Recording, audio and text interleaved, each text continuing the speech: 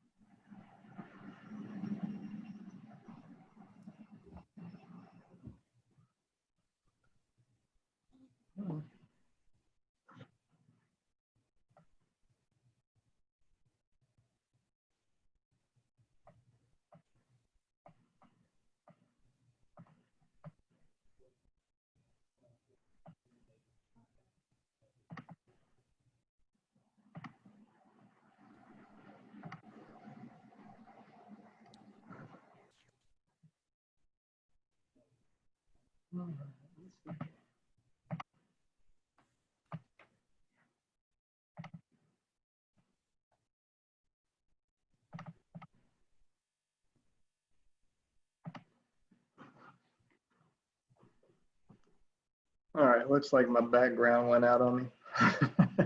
That's about right. All right, we're going to go ahead and get started. And we'll go through kind of an intro here and let some folks get logged on as we're going through that. But I wanted to welcome everybody to our live webinar with Kevin Mills of Action Coach. We appreciate Kevin joining us today. I'm Marcus Malone, Vice President of Sales with HRO Resources. And today we're going to be talking about virtual leadership. It's a topic that I feel pretty strongly about and feel like it's going to be a relevant topic, not just for now, but for a long while into the future, even with things starting to open back up to some degree. So looking forward to some good information from Kevin today. We're going to try to be pretty efficient with the presentation and try to get to the Q&A so you all can ask your questions. And there's a Q&A button at the top of the screen or the bottom of the screen on your screen there. And so if you'll please submit your questions in the Q&A box, that'll help us manage those better, and we'll get to them at the end of our conversation today. So just a little bit about HRO and who we are. We're a one-stop resource for our clients to create efficiencies and reduce costs on a broad scale across their business. And some of the key areas that we focus in are employee benefits, risk management, technology, payroll, and human resources. And I'm just going to share a few recent wins that we've had so far this year, just to kind of give an example of the different ways that we can help many different size companies. I mean, really, we're a fit for companies from anywhere with 2 employees on up to a couple of thousand employees. And so we had an industrial distribution company with 30 employees that we saved $18,000 in annual admin costs, and those were around the areas of HR and payroll. And then we also had a 100 employee oil and gas company where we saved over 150,000 annually with our multiple employer 401k plan. And so our payroll clients are able to access the multiple employer plan that we have because of that common payroll relationship. And then most recently, we had a 700 employee auto dealership that we saved $1 million in annual healthcare costs. So a lot of different ways we can help. Would love to be a resource for you, help how we can, help you guys navigate through these times, and whether it's reducing costs or, trying to get strategic on, best practices to grow your business moving forward. We'd love to be there for you and help out with that. I'm going to go ahead and turn it over to Kevin of Action Coach and let Kevin get started. All right, great. Thank you, Marcus. I appreciate the opportunity to present, and it's definitely a relevant topic, like you said. So my name's Kevin Mills with Action Coach Business Coaching, and we're going to dig into this concept of virtual leadership, and we're going to walk through 10 important rules to make you more effective leading your team no matter where they work. I definitely encourage you to take notes. While we go through the presentation, we're going to fly through this information fairly quickly, so we allow time at the end for our Q&A period. So let's jump right in. First, a little bit about Action Coach. If you haven't heard of us, we're the world's #1 business coaching firm and also the largest coaching firm with over 1,000 offices spread across 77 countries worldwide. Our owner, Brad Sugars, started Action Coach back in '93. So we've been around almost 27 years. And we literally coach 15,000 businesses each week across the globe. Our vision with every client is to create world abundance through business re-education. And so education is a huge component of our purpose and our mission. And we really do use that to help you increase your revenues and profits, help your teams be more effective, and provide you, the business owner, with a greater certainty of success. So let's jump to the next slide around business coaching. So what is coaching? Well, it's not consulting. It's uniquely different. And the way we've defined coaching is a business apprenticeship where we grow your existing business so that it more than pays for the investment in a customized business education that then you get to keep forever. So it's almost like intellectual property that we're transferring to you, the business owner, that you keep, and then we help teach you how to apply that knowledge and hold you accountable for the application of the knowledge and information to grow your business. So we're really considered a long-term partner, helping you achieve success both in your business and in your life. So let's jump right into the topic of virtual leadership. And in just a high-level overview, we're going to talk about how it requires us to lead differently. And we're going to look into what's called the 3O model: outcomes, others, and ourselves. What do those mean? Remote leadership model is another model that coincides with that 3O model. And then really the foundation of it all falls back into a servant leadership mindset. So there was a recent article published in March titled "Companies Who Embrace Remote Work Will Replace Every Company Who Doesn't." That's a pretty bold statement. So I had to read the article. The article's premise was based on 2 driving factors: talent and efficiency. The most talented people are stipulating now that remote work is a condition of their employment. Therefore, those companies who embrace remote work, will logically attract the most talent. On the efficiency side, remote first companies will be far more cost efficient. It'll negate the need for traditional brick and mortar office space, as you can imagine. And in comparison to those office first or office based companies, which will spend on average $18,000 per person for their workplace office. So the takeaway here is remote work is the biggest workplace revolution in history right now. And it's definitely a trend that's going to continue. And so I think it's fair to say that learning to lead from a distance is critical to making our team and our business effective. You know, over the last 6 or 8 weeks, we've probably adapted ourselves to be a functional remote leader, right? We're probably decent at it. So I'm going to share 10 important rules of leadership that can take us from being just functional to being optimal in our leadership skills with our remote teams. So let's start with the mindset, which is so important. And I think this quote is applicable. The mind has a powerful way of attracting things that are in harmony with it, both good and bad. So we're going to share a poll question, and I'd like you to participate in answering, where's your mindset today? Is it inspired, optimistic?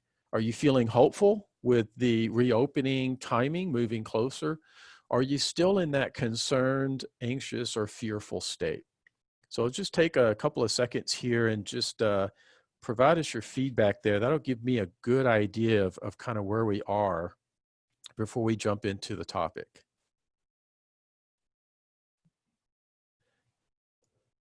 All right, so let's go ahead and jump into the next slide, and that's going to be looking at, oh, and there we go. Looks like most of us are in optimistic, and we've got one in hopeful. So great, great, great. That's good. I think definitely removing from the period of unknown to the period of known, because we're starting to get some timing out there on when we are able to reopen the economy. So looking at rule number 1, it really goes back to leadership must come first, location second. So it's first and foremost about those baseline principles of leading your team. The timeless principles of leadership shouldn't change. It's just the application of those principles need to. And I think as leaders, if we step back and ask ourselves, whether we're remote or in person, I think we ask ourselves these 4 common questions. 1, how do we know people are really working? Well, it's easier to determine that if you can see them, any time of the day, because you're co-located in the same location. Are people getting enough social interaction?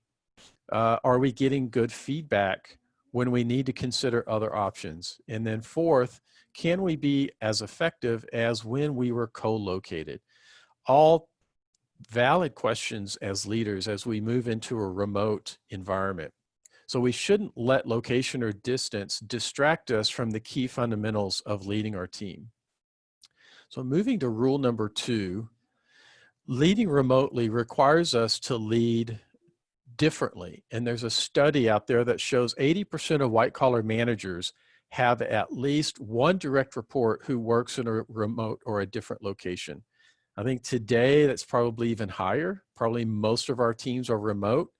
And so there's 2 major repercussions for leaders because of that distance. One is the method of communication has changed, and the leader's own sense of isolation has now increased. And if you've been in leadership very long, you already know that that naturally puts you in a space of isolation. And now when you're remote and there's distance between you and your team physically, it increases that isolation. So the act of leadership hasn't changed that much. It's the task of leadership is really fundamentally the same. So let's jump into rule number 3. Looking at technology as a tool and not a barrier to enhance our leadership skills. And so the gears here represent 3 inner working processes that work together to propel and enhance remote work. The first one, and that's really the largest gear there down at the bottom, is the leadership gear. And as we talked about, that's the most fundamental part of leading remotely. It's based on those fundamental leadership behaviors and principles. The second gear is technology, and that's that medium-sized gear in the middle. And that represents the most important difference when leading remotely.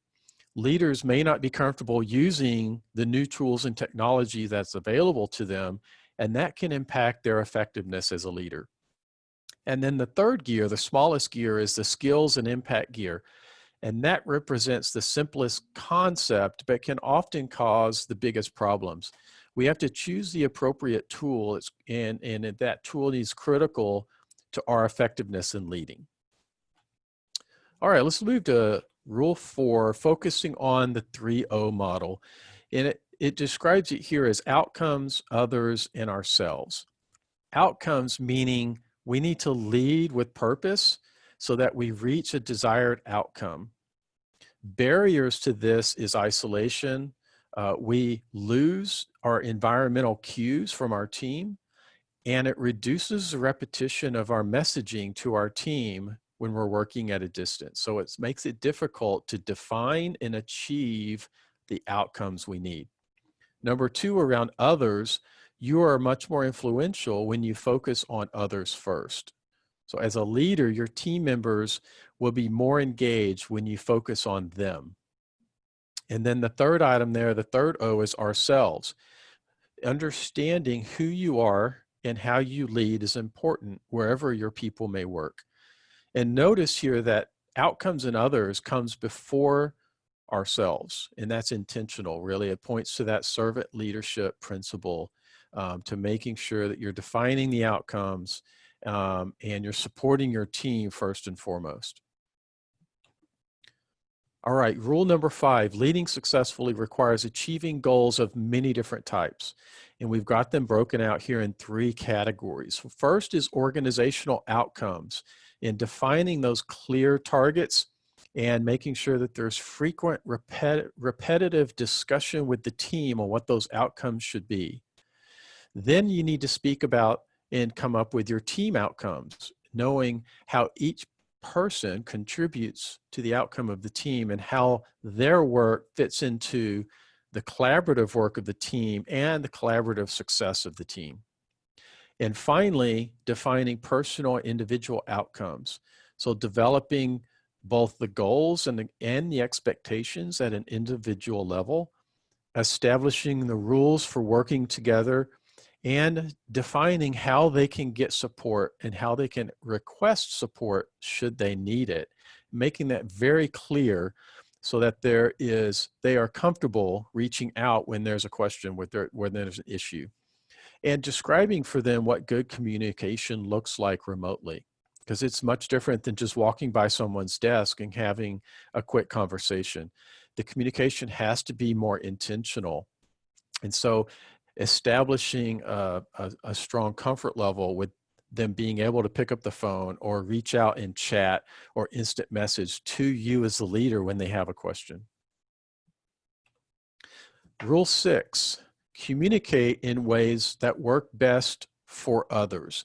So many of you probably grew up learning the golden rule: treat others like you want to be treated.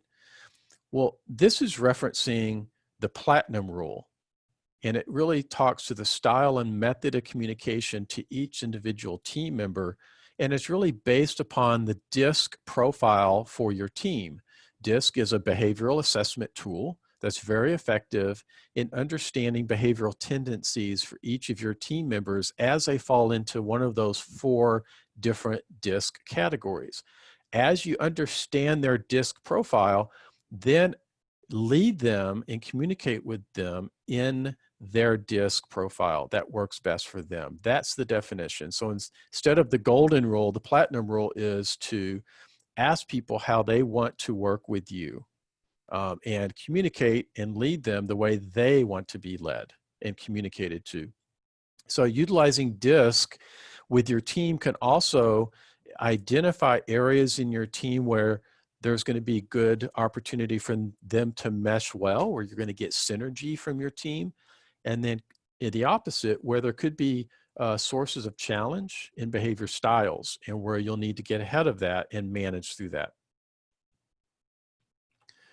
Rule number 7, understand what your people are thinking, not just what they're doing.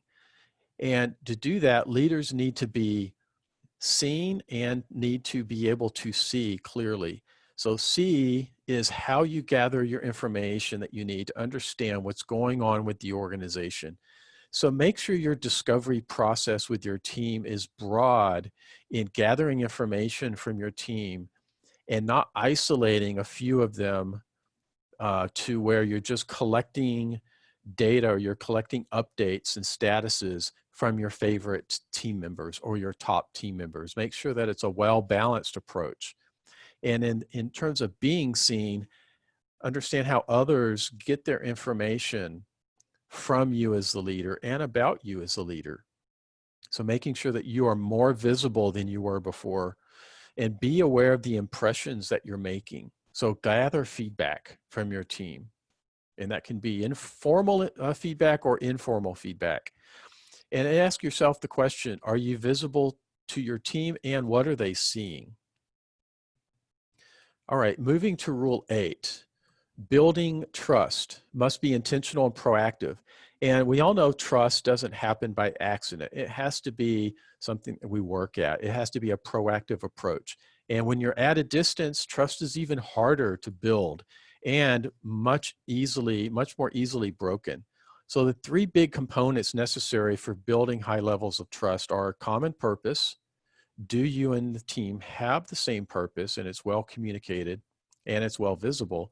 Competence, which means do you believe that your team, that your people that you lead are competent to do the work?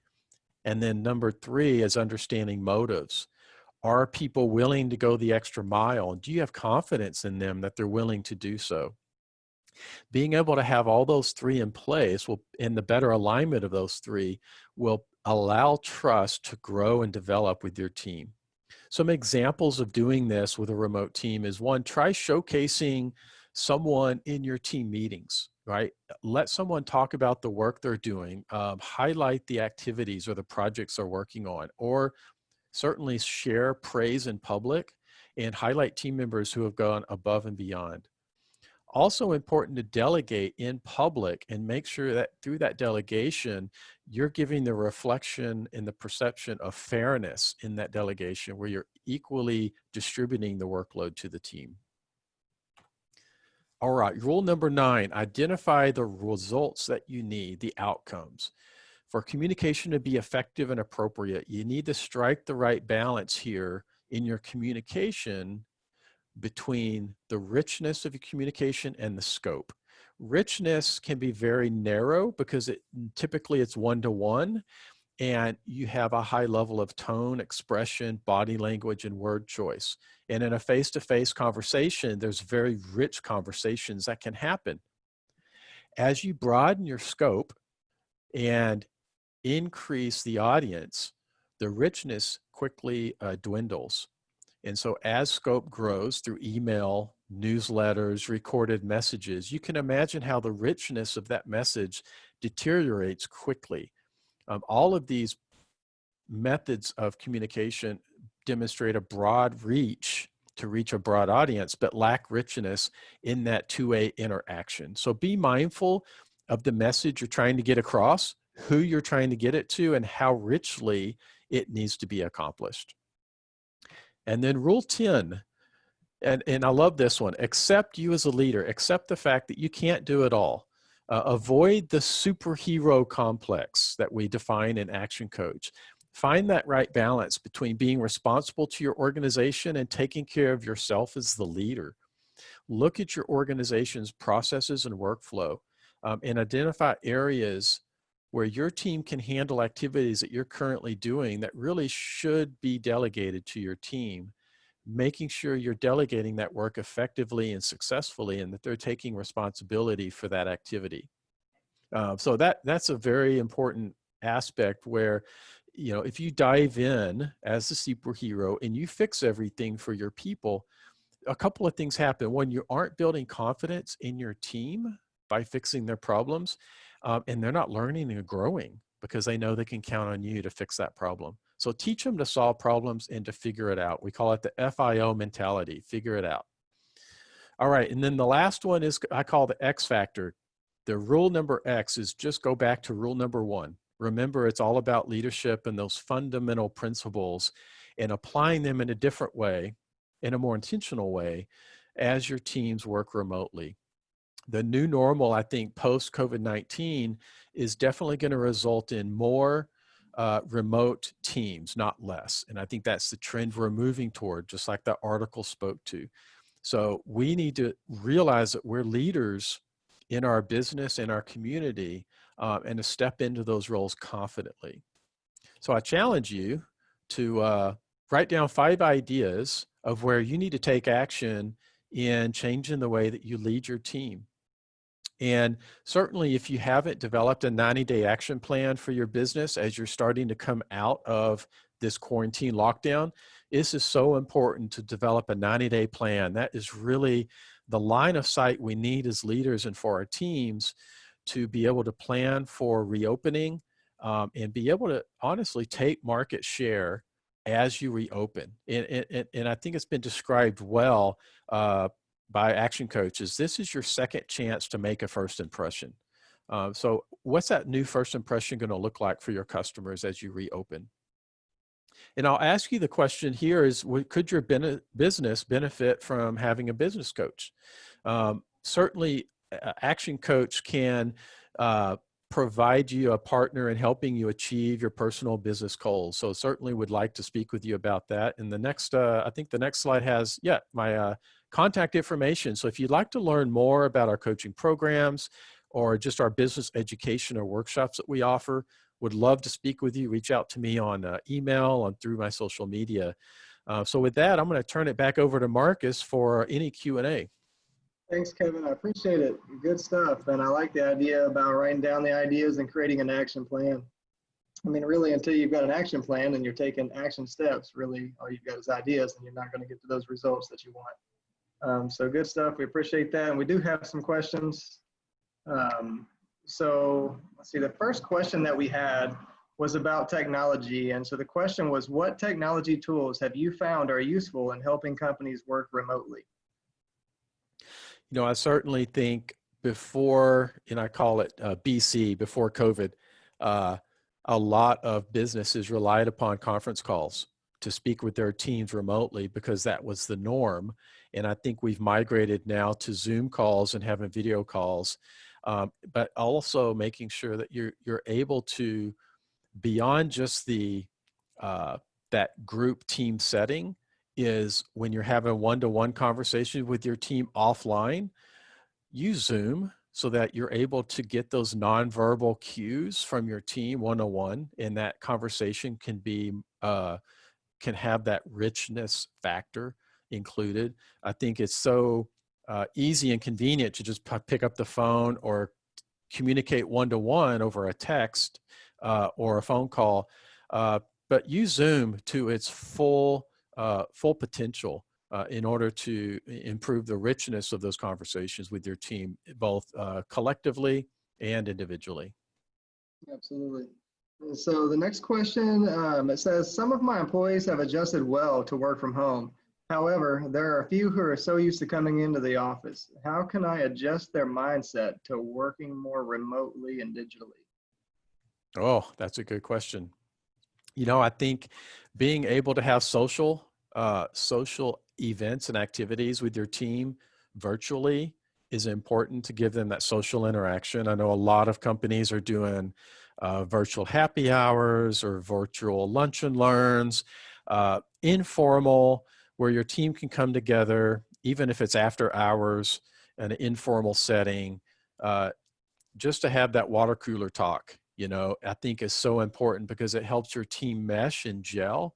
And maybe it's where you set it up, but you don't attend, right, as the leader, and it's just your team coming together, and then they're able to interact and bond and continue to build momentum on those common goals that you've set out for them.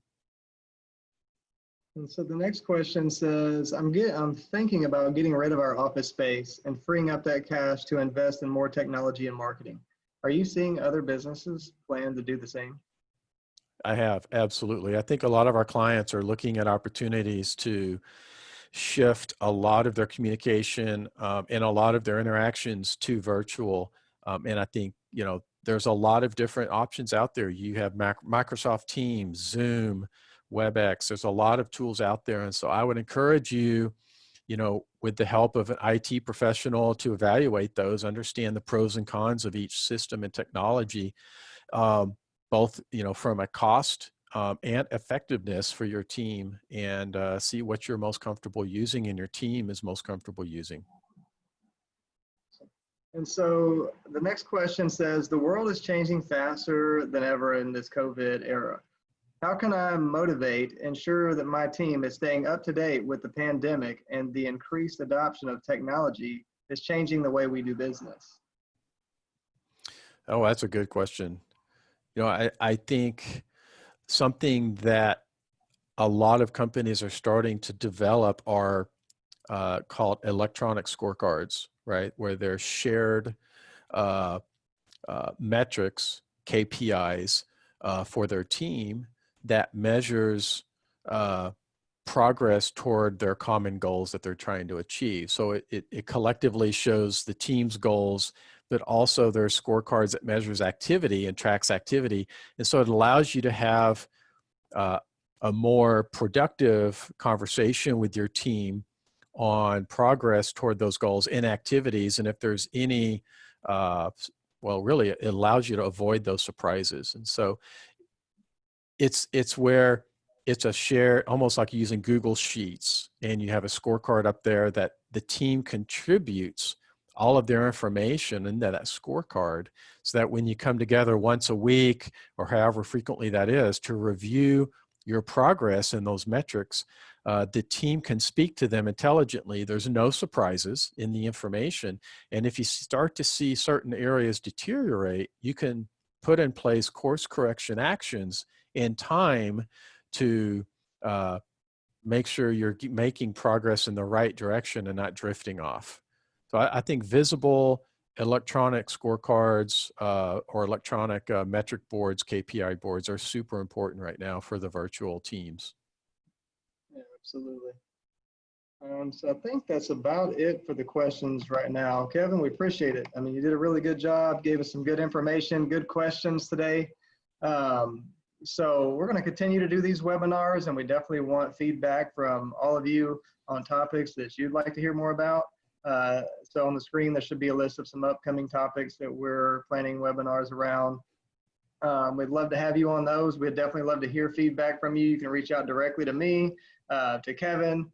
We'll help you out, get your questions answered. I think between HRO and what Kevin and his group brings to the table, I think there's just a whole host of resources we have that we can use to totally transform your business and help you create significant success moving forward, pandemic or not. So we appreciate you guys joining today. Look forward to hearing from you. My contact information is on the screen there. So email and cell is always the best. Again, thanks to everybody for attending. Thanks, Kevin and Action Coach. We appreciate you.